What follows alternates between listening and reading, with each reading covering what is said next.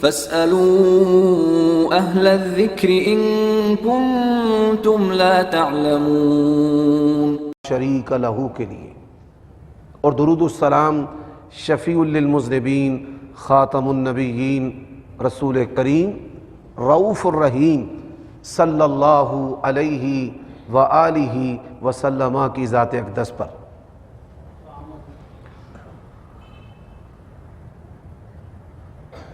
قرآن مجید کا جو حصہ میں نے ابھی آپ کے سامنے تلاوت کیا ہے، اللہ تبارک و تعالی نے اہل ایمان کے لیے اس میں ایک حکم ارشاد فرمایا ہے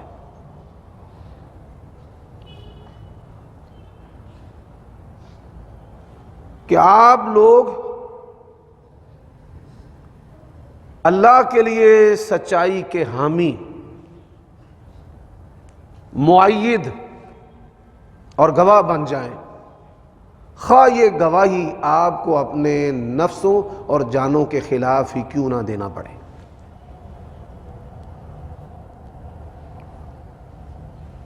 حضرات،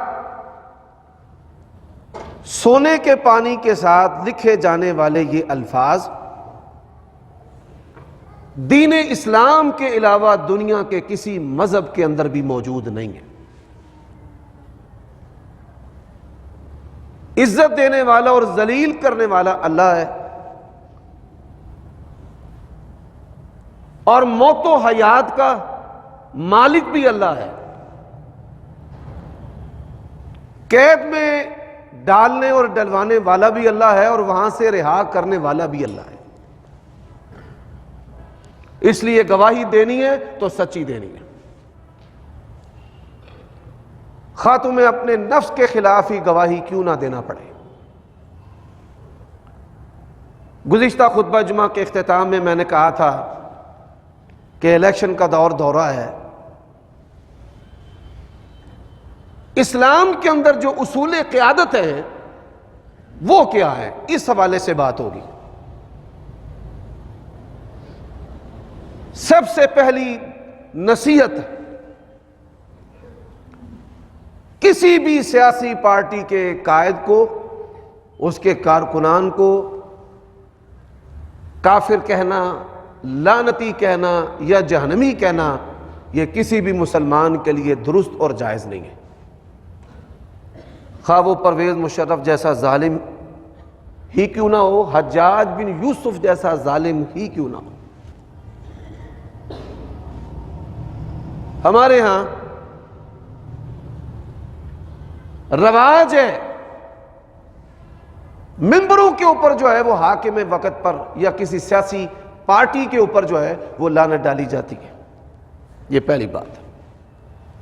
دوسری بات، اللہ تبارک و تعالی نے فرمایا لا یجرمنکم شنآن قوم علی الا تعدلوا اعدلوا هو اقرب للتقوی۔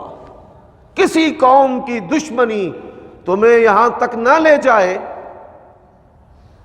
کہ تم عدل نہ کرو، عدل کرو، یہی تقوی کے قریب ترین ہے۔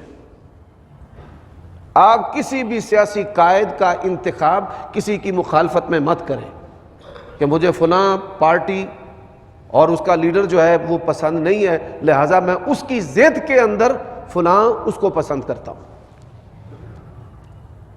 تیسری نصیحت، آپ اس کو اگر ووٹ دیں گے تو جنتی ہیں، اور اگر آپ اس کو ووٹ نہیں دیں گے تو آپ جہنمی ہیں۔ یہ جنت اور جہنم کی جو تقسیم ہے یہ بھی اللہ تبارک و تعالیٰ کے ہاتھ میں ہے، سیاسی اور مذہبی جو قائدین ہیں یہ ان کے ہاتھ میں نہیں ہے۔ چوتھی بات، ممبر کو، مصلی کو، اللہ تبارک و تعالیٰ کی کتاب کو، نبی علیہ السلام کی سنت کو ووٹ حاصل کرنے کے مقصد کے لیے استعمال کرنا، یہ بھی دین فروشی کے جرم کے اندر آتا ہے۔ ان چیزوں کو بھی استعمال نہیں کرنا چاہیے۔ یہ چار باتیں۔ پانچویں بات، قل اللہم مالک الملک تؤتی الملک من تشاء وتنزع الملک ممن تشاء وتعز من تشاء وتذل من تشاء بیدک الخیر انک علی کل شیء قدیر۔ شاہی کا مالک اللہ ہے، اللہ جس کو چاہے منصب عطا کرے، اور جس کو اللہ منصب عطا کرتا ہے یہ اس کے پاس امانت ہے۔ حاکم اعلیٰ جو ہے وہ اللہ تبارک و تعالیٰ کی ذات ہے۔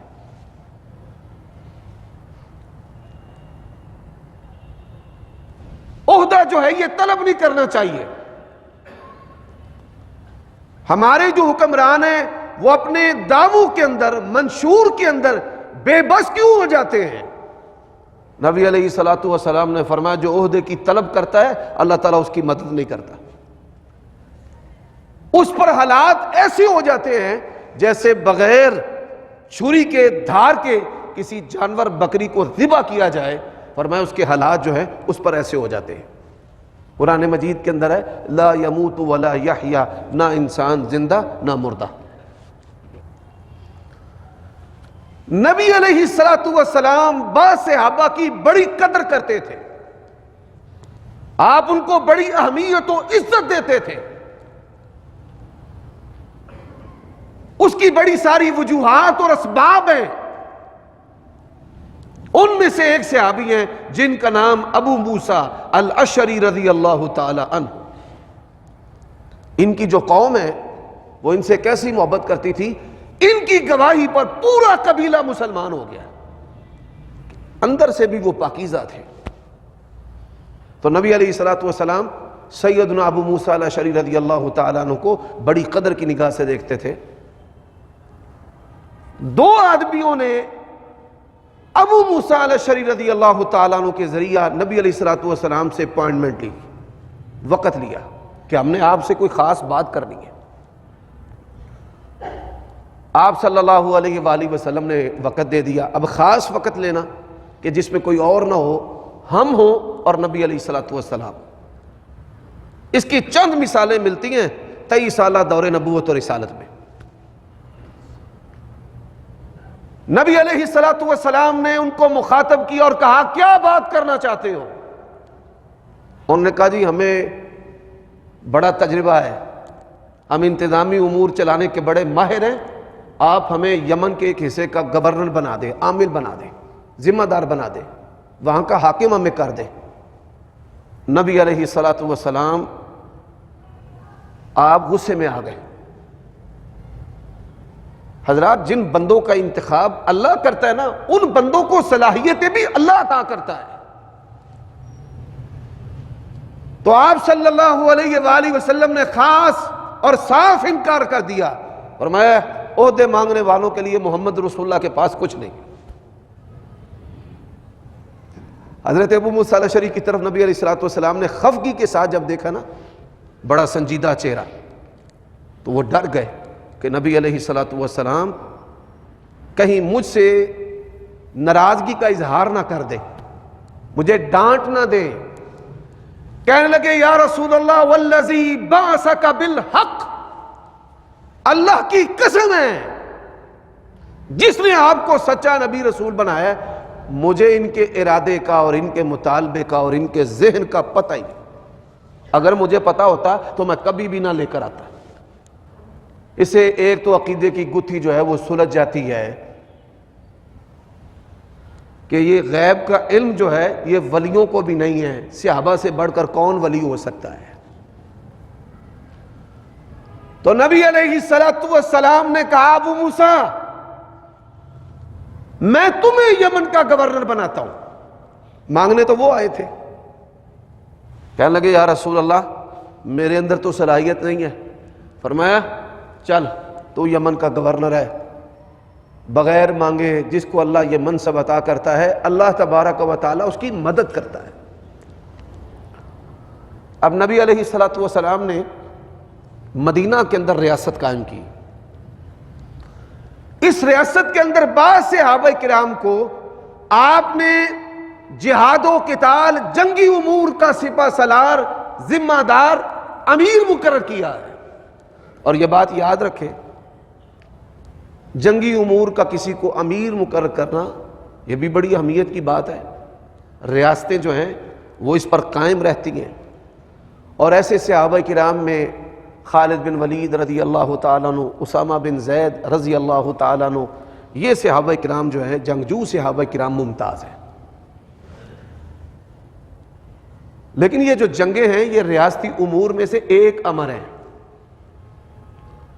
اب جو ریاستی امور ہیں دیگر، ان میں خلفائے راشدین سمیت معاذ بن جبل رضی اللہ تعالیٰ عنہ کو بھی بڑا شان حاصل ہے. یہ بالکل نوجوان تھے. آج کل ہمیں یہی جھانسے دیے جاتے ہیں نا کہ ہم اختیارات کی منتقلی کر رہے ہیں. عورتوں کو بھی خود مختار، بوڑھوں کو بھی خود مختار، لیڈی کونسلر، کسان کونسلر، نوجوانوں کو بھی خود مختار. یہ جھانسے ہیں. تو معاذ بن جبل رضی اللہ تعالی عنہ تمام صحابہ کرام میں سے اپنی عمر کے لحاظ سے ممتاز ہے. کو 20 سال کی عمر میں نبی علیہ السلام نے ان کو یمن کا گورنر بنایا ہے، اور یہ کوئی 30 سال کی عمر کے قریب دنیا سے وفات پا کر چلے بھی گئے. تو ان کی وبا پھیلی، اس طاعون کی وبا کی وجہ سے ان کی شہادت ہوگی. اب نبی علیہ السلام نے اس جوان کے اندر کون سی کوالٹیز جو ہیں وہ جانی کہ جس کی وجہ سے آپ صلی اللہ علیہ وآلہ وسلم نے ان کو یمن کی ریاست کا گورنر بنایا ہے. حضرات ایک اور عہد نبوی کا واقعہ، مسیلمہ کذاب، ہر پڑھا لکھا شخص جو ہے وہ اس کے بارے میں جانتا ہے. بالخصوص جو ختم نبوت پر کام کرنے والے لوگ ہیں یا سننے والے لوگ ہیں یا سیرت النبی کے شوقین ہیں، وہ مسیلمہ کو بخوبی جانتے ہیں. یہ مملکت سعودیہ دارالخلافہ ریاض کے قریب ایک علاقہ ہے یمامہ. عہد نبوی میں بڑا سرسبز و شاداب تھا، میٹھا پانی تھا، کھجوریں تھیں، باغات تھے، تجارت کا مرکز تھا. تو یہ نبی علیہ السلام کے پاس آیا. آپ صلی اللہ علیہ وسلم کی شخصیت کو دیکھ کر ششدر اور حیران رہ گیا، ورطہ حیرت میں پڑ گیا کہ میں نے بڑے بڑے دنیا کے بادشاہ دیکھے ہیں، جعلی بناوٹی ہیبت، جعلی اور بناوٹی ان کے بڑے بڑے دربار، پروٹوکول، ان تک رسائی بڑی مشکل. لیکن اللہ کے نبی علیہ السلام دنیا کے ایسے حاکم ہیں کہ آپ کی جو ہیبت ہے وہ ادب و احترام کی ہیبت ہے، اور آپ تک رسائی ہر فرد و بشر کے لیے انتہائی آسان. جو مرضی آ کر مل لے نبی علیہ السلام کو. اس نے کیا دیکھا؟ اس نے دیکھا کہ دنیا کے بادشاہوں کو بھی یہ جاہ و جلال حاصل نہیں ہے، وضو قطرے ڈگن تے پج پج کے پکڑن. صحابہ کرام تو وضو کے قطرے زمین پر نہیں گرنے دیتے، بال نہیں گرنے دیتے، آپ کا لعاب مبارک نہیں گرنے دیتے. اس کے دماغ کے اندر یہ خیال پیدا ہوا کہ کیوں نہ نبی علیہ السلام سے آپ کی جو نیابت ہے، یعنی آپ کی جانشینی، کہ آپ کے بعد میں ہوں گا. آپ صلی اللہ علیہ وآلہ وسلم کے ہاتھ میں کھجور کی خشک ٹہنی تھی. اس نے کہا بڑی بہادر قوم ہے، جنگجو ہے، گھروں میں دنیا کا مال و متاع وافر ہے، انقلاب برپا کر کے رکھ دیں گے. میں آپ کے بعد جانشین ہوں. اللہ کے نبی علیہ السلام نے فرمایا تو میرے بعد میری جانشینی مانگتا ہے، میں تیرے مانگنے پر یہ کھجور کی خشک ٹہنی بھی تجھے دینے کے لیے تیار نہیں. چل. اچھا وہ اپنے علاقے میں چلا گیا، سربراہ تو پہلے ہی تھا، اس نے اپنے علاقے میں جا کر نا نبی ہونے کا دعویٰ کر دیا.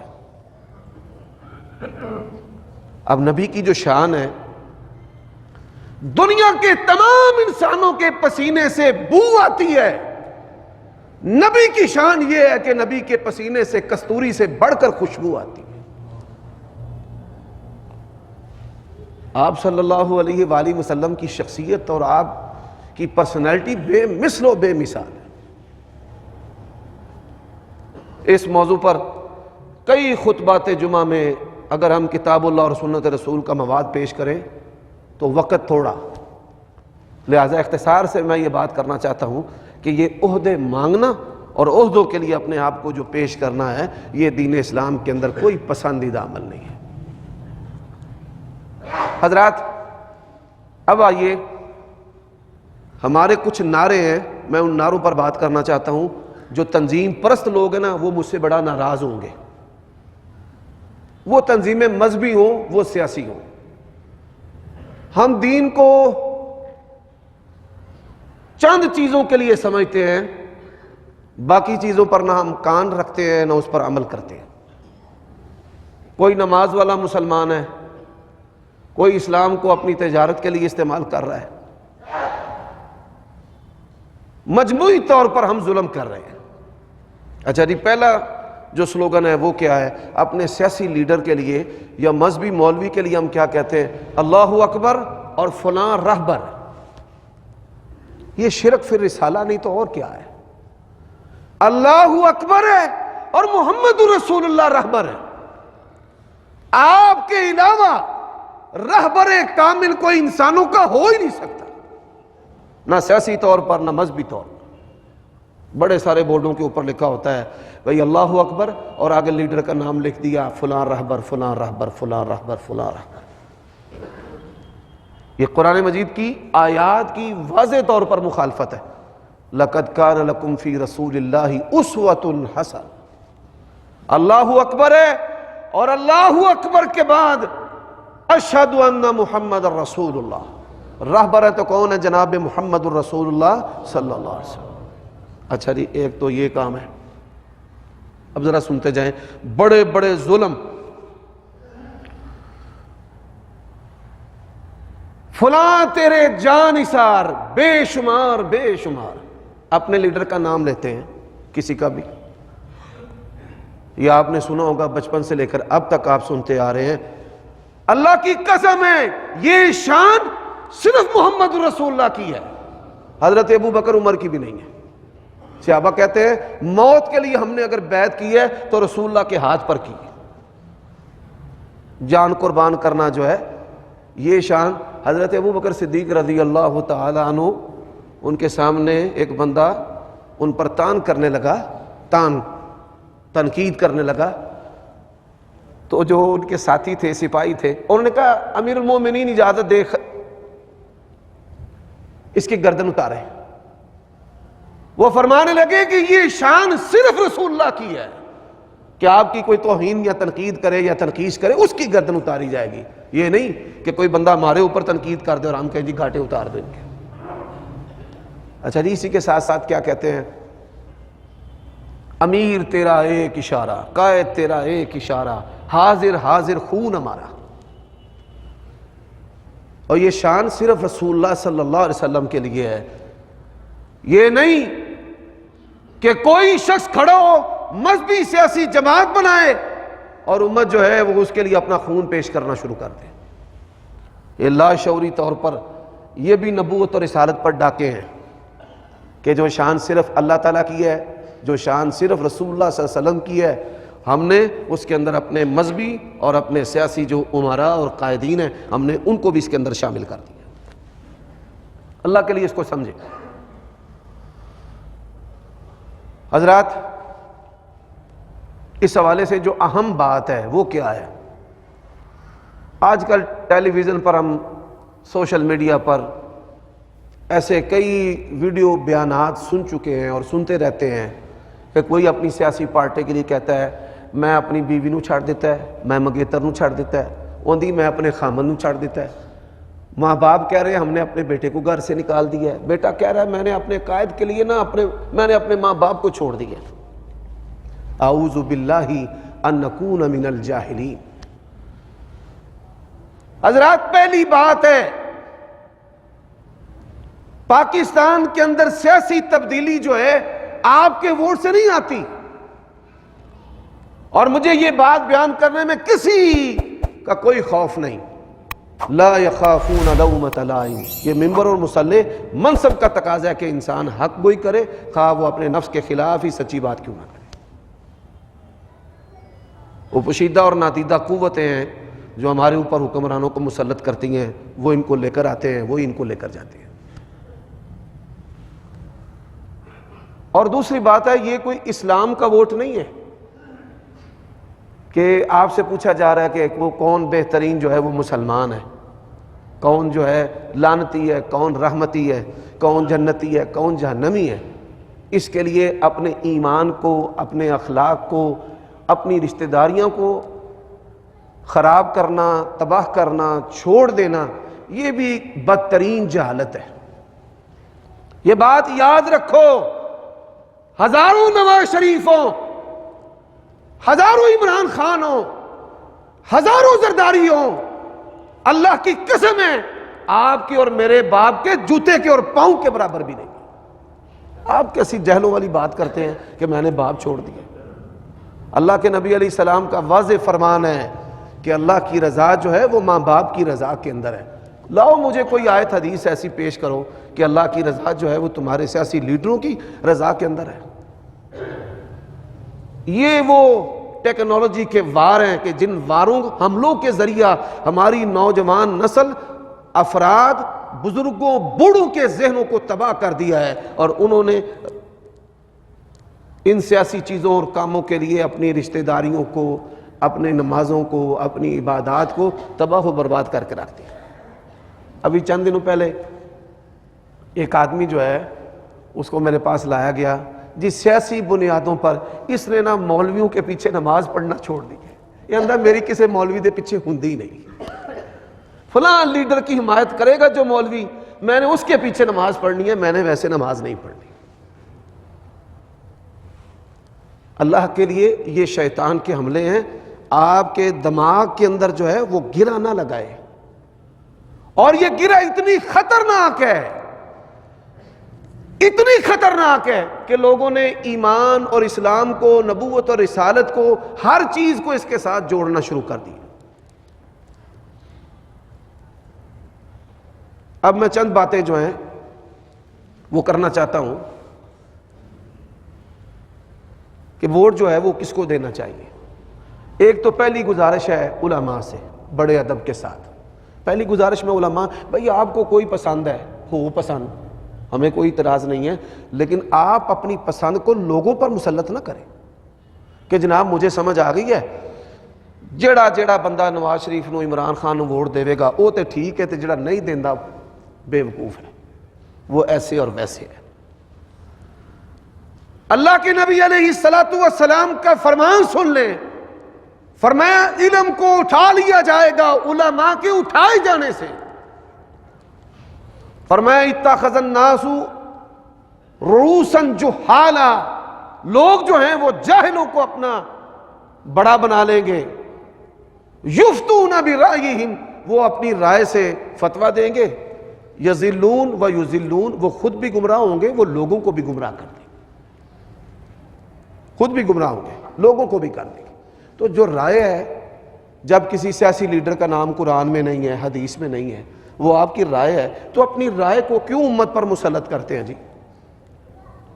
ایک تو علماء سے یہ گزارش ہے کہ آپ کی جو پسند ناپسند ہے، نہ اس کے ساتھ کفر اسلام کو جوڑے، نہ جنت جہنم کو جوڑے، نہ اس فہم کو لوگوں پر مسلط کریں. یہ علماء سے بڑے ادب سے گزارش ہے.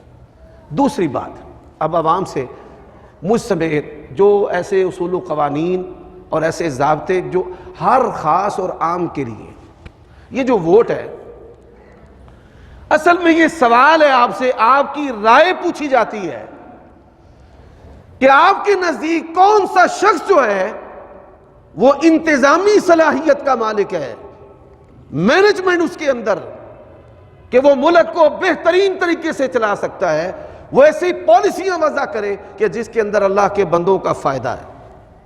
اور یہ جو سیاست ہے، یہ سیاست انبیاء علیہ السلام کیا کرتے تھے.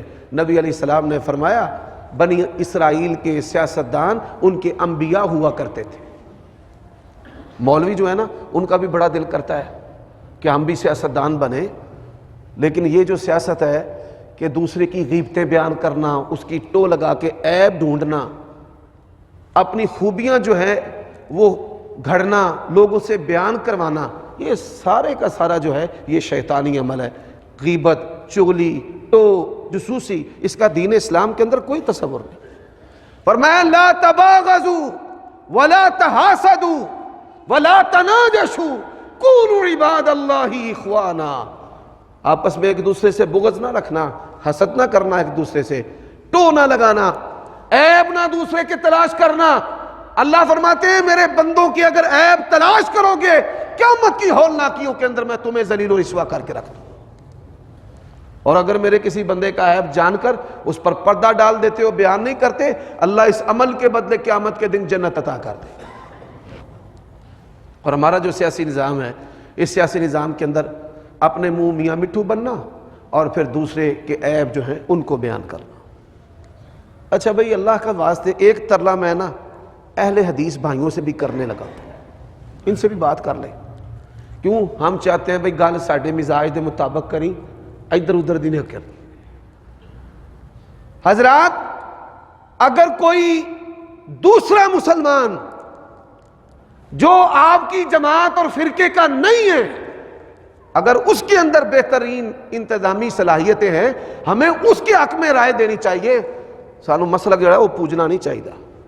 یا ایھا الذین آمنوا کونوا قوامین بالقسط، اور مولوی کے اندر دیکھو جی کئی جو ہے نا وہ تو ویسے ہی ہمیں منافق سمجھتے ہیں، انہوں نے بھی فارغ نے، دیکھو مولوی اسی ساڈی محنت نہیں کرتے، مولوی صاحب آپ سے مسجد نہیں چلتی، محلہ نہیں چلتا، گھر نہیں چلتا، ہم کیسے رائے دے دیں کہ آپ جو ہیں وہ ملک چلانے کی صلاحیت رکھتے ہیں؟ تو یہ آپ دیکھیں کہ جس کے اندر انتظامی صلاحیت ہے، آپ اس کو اپنی عقل و بصیرت سے بہتر سمجھتے ہیں کہ یہ ملک چلانے میں بہتر ہے، یہ پالیسی میکر ہے، یہ موٹیویٹر ہے، تو آپ اس کے بارے میں رائے دیں، اس کا تعلق مسلمانوں کے کسی بھی گروہ فرقے سے ہو۔ اچھا بآخر میں کیا جو ہیں وہ صلاحیتیں ہونی چاہیے؟ حضرات نبی علیہ السلام جب کسی کو عامل بناتے، ذمہ داری سونپتے، تو آپ دیکھتے کہ ان میں قرآن مجید کو زیادہ یاد کرنے والا کون ہے، شریعت کا عالم کون ہے، اور صرف یہی نہیں، جب تدفین ہوتی تھی جو آدمی جتنا قرآن مجید کو یاد رکھنے والا ہوتا، کرنے والا ہوتا، اس کو پہلے دفن کیا جاتا، اس کو زیادہ پروٹوکول دیا جاتا۔ میں اس کی مثال دیتا ہوں، عمر بن سلمہ رضی اللہ تعالیٰ عنہ، آپ دیکھیں اگر تو تعلیم ہو نا نوکریوں کے لیے، کہ بندہ تعلیم ایف ایس سی کر رہا ہے، بی ایس سی کر رہا ہے، ایم ایس سی کر رہا ہے، پی ایچ ڈی کر رہا ہے کہ میں نے نوکری لگنا ہے، اور نوکری پیدا ہوتے ہیں پھر لیڈر پیدا نہیں ہوتے۔ اگر آپ کا ذہن تعلیم دلوانے والوں کا، تعلیم حاصل کرنے والوں کا ذہنی نوکری کرنا ہے، تو پھر امت جو ہے وہ کیسے ترقی کر سکتی ہے؟ پیدا ہی نوکر ہو رہے ہیں۔ قائدانہ صلاحیتوں کا جو مالک ہوتا ہے، سب سے پہلی جو چیز ہے کہ وہ شریعت کا، دین کا ماہر ہونا چاہیے۔ اگر دین کا، شریعت کا ماہر ہوگا، وہ خود بھی شیطان کے حملوں سے، کفار کے حملوں سے بچے گا، اور اپنی رعایا کو بھی بچائے گا۔ عمر بن سلمہ رضی اللہ تعالی عنہ، یہاں پر بھی ایک بڑا مسئلہ ہے، بڑی جہالتوں نے ہمیں لپیٹا ہوا ہے، بڑی جہالتوں میں۔ آپ دیکھیں پاکستان کے اندر بڑے بڑے لوگ ہیں، پڑھے لکھے، ٹیکنوکریٹس ہیں، ماہر فن ہیں، ماہر تعلیم ہیں، پی ایچ ڈی ہیں، اور میں نا اس امت دی بربادی اس تو وڈی کی ہو سکتی ہے کہ پی ایچ ڈی دا حامل جڑا ڈاکٹر ہے وہ ووٹ کنوں دے رہا ہے؟ انگوٹھا چھاپ، انگوٹھا چھاپ، نہ اس کے پاس تعلیم ہے، نہ اس کے پاس تجربہ ہے، اور تعلیم والا اور تجربہ والا ووٹ کس کو دے رہا ہے؟ انگوٹھا چھاپ کو دے رہا ہے۔ یہ ہمارے نظام کی قباحتیں ہیں، بربادیاں ہیں۔ حضرات اسی طرح بڑے بڑے جو ماہر فن ہیں، آج تک 70 سالوں میں ہم ایسا نظام ہی نہیں بنا سکے کہ پڑھے لکھے اور تجربہ کار جو لوگ ہیں وہ آگے آئے۔ حضرات انڈیا پاکستان انگریز کے دور میں ایک جاہل، میں اس کی بھی بات کرنا چاہتا ہوں، بسا اوقات ایسا ہوتا ہے کہ ڈگریوں والے پیچھے رہ جاتے ہیں اور جو ان پڑھ ہے وہ ان سے بھی بہتر جو ہے وہ عمل کرتا ہے، پروگرس پیش کرتا ہے. یہ پہلو بھی میں آپ کے سامنے رکھنا چاہتا ہوں. اور آپ سوشل میڈیا استعمال کرتے ہیں، انڈیا پاکستان کے اندر ایک سیشن جج رہا ہے جو بالکل ان پڑھ تھا، جاہل تھا، ایک دن بھی اسکول نہیں گیا تھا، لیکن وہ سیشن جج تھا. ذرا تلاش کریں سوشل میڈیا کے ذریعہ وہ کون تھا. اور جہاں وہ سیشن جج تھا، کافروں کی حکومت ہونے کے باوجود، جرائم نہ ہونے کے برابر کسی کی جرت نہیں تھی کوئی وہاں پر قتل و غارت کرے، کوئی فساد کرے. وہ قتل ہو گیا، قتل کا مقدمہ اس کے پاس آ گیا، یہ نہ بندہ مار دیتا ہے. اب جن کے خلاف ایف آئی آر کٹی ہے وہ بھی آ گئے، 4 افراد تھے. ایف آئی آر میں لکھا جی فلاں آلے کے ساتھ مار دیا. وہ کہنے لگا میرے پاس تو جو ہے وہ ڈنڈا تھا، میں نے تو وہ آلہ میرے پاس نہیں تھا، یہ بات غلط ہے. انہیں آخیا اچھا 4 جڑے نے تو بندے ہو گئے جنہ دے تے پرچہ ہے، جنہ ماریا ہے. اور رفڑ جو ہے وہ بحث ہو رہی ہے وکیلوں کی کہ نہیں ڈنڈا تھا، وہ کہتے نہیں کواڑا تھا، ٹوکا تھا. اس نے کہا یہ کون ہے، یہ جو 5واں بندہ بڑا بڑبڑ کرتا ہے. انہوں نے کہا جی یہ وکیل ہے. وکلاء سے بڑی معذرت کے ساتھ بھائی ہم آپ کی عزت کرنے والے ہیں. انہیں کیا بھائی نہ پنجانو پھائے لا دیو، یہ قتل پینے کی کوشش کر رہے ہیں. اور جب اس نے یہ فیصلہ کیا، اس کا نتیجہ کیا ہوا کہ ریاست کے اندر کسی بندے کی جرت نہیں تھی کہ وہ کسی پر ہاتھ اٹھائے اور ظلم و ستم کرے اور قتل و غارت کرے. حضرات، دوسری جو خوبی ہے با کردار ہونا چاہیے. یہ نہیں جتھے بی بی ویکھے دی رال ڈگ پڑے. ہمارے حکمران جو ہیں، ہماری پاکستان کی تاریخ کے اندر سیاہ و سفید کی مالک جو ہے وہ ایک عورت گزری ہے جس کو جنرل رانی کہا جاتا تھا. جنرل رانی جو ہے، جس کو کوئی کام لینا ہوتا، پتر پرتی کرانا ہوتا، پرائمری پاس نو اس بی بی نے ماسٹر تے بڑے بڑے وڈے عہدیاں دے تے لوا دیتا، جنرل رانی جو ہے. اسی طرح آج کی ہماری جو سیاست ہے وہ آپ دیکھ لیں، وہ بد کرداری سے متخلا، بری اور پاک نہیں ہے. آپ بخوبی جانتے ہیں قائد کے اندر یہ خوبی ہونی چاہیے کہ جنسی طور پر اگر کوئی بندہ اس پر حملہ کرے، خوبصورت عورتوں کے ذریعہ یا نشے کے ذریعہ یا ایسی چیزوں کے ذریعہ، تو وہ کبھی بھی زیر نہ ہو. حضرات، قائد کے اندر تیسری جو خوبی ہے، مال کا حریص نہیں ہونا چاہیے کہ کک بیکس اور کمیشن کے نام پر سیاہ و سفید کر کے رکھ دیں. اس ملک کے بخیے جو ہیں وہ دھیڑ کے رکھ دیں. ہمارے ملک کے اندر ایسا ہوتا ہے، بڑے بڑے کمیشن کے نام پہ کیا کچھ نہیں ہوتا.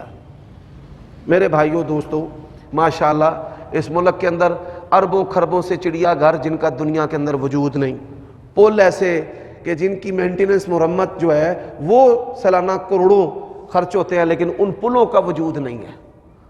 اور ماشاءاللہ الحاج، بڑی معذرت کے ساتھ حاجی لفظ تو چھوٹا ہے نا، الحاج جو کنسٹرکشن کمپنیوں کے مالک ہیں، ایسی چیزیں انہوں نے بنائی ہیں کہ انسان جو ہے وہ زمین بوس ہو گئے، مر گئے، عمارتیں پل گر گئے، تباہی پھیر کے رکھ دیا انہوں نے. تو قائد جو ہے جس طرح وہ دین کا ماہر ہونا چاہیے، فن کا ماہر ہونا چاہیے، جنسی چیزوں سے متخلا اور بری ہونا چاہیے، اور پھر مال حریص. حضرات، عمر بن عبدالعزیز مانگنے والی عورت آئی، انہوں نے چراغ بجھایا اور اٹھ کر چلے گئے. مانگنے والی ایک عورت جو ہے وہ دوسری کو کہتی ہے یہ تے ایڈا شوم ہے، انہیں دیوانی بلند دیتا تے سانو یہ کی دے گا. سونے کا سکہ جو ہے وہ خیرات کر رہے ہیں. انہاں پوچھ لیا بیبیاں، انہاں کیا پائی میاں دیوا کیوں بجھایا ہے؟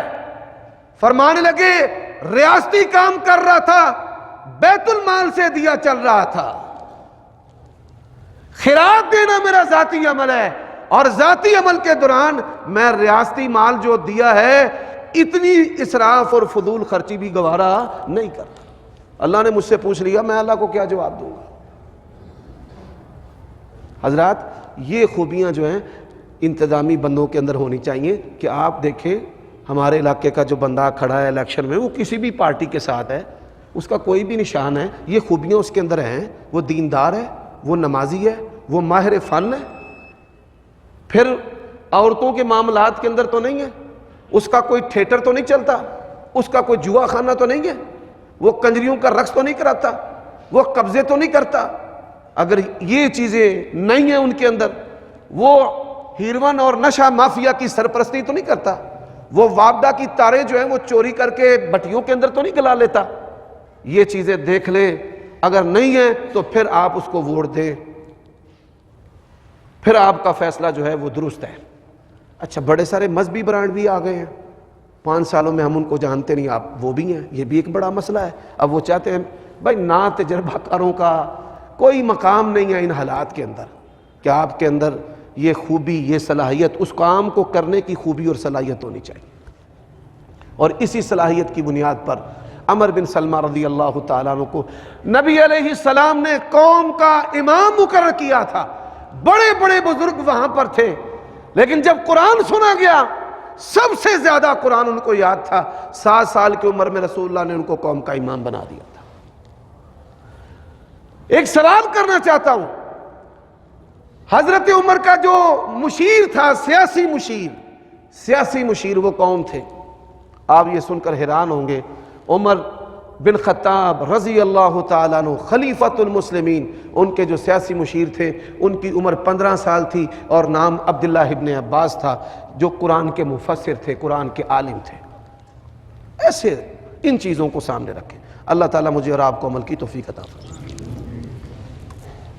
ٹھنڈک بنا، اے اللہ اولادوں کے حق میں ہماری دعائیں قبول فرما، اے اللہ جو نعمتیں تو نے عطا کی ہیں ان نعمتوں میں برکت عطا فرما، اللہ ہمارے رزق کو کشادہ فرما، ذلت و قلت سے بچا، زوال نعمت سے بچا، اے پروردگار، اے بادشاہ ہمارے ملک کو بہترین حاکم عطا فرما، اور ہمارے حکمرانوں کو پیشانیوں سے پکڑ کر، ہمارے جرنیلوں کو، اسٹیبلشمنٹ کو پیشانیوں سے پکڑ کر اللہ صراط مستقیم پر چلا۔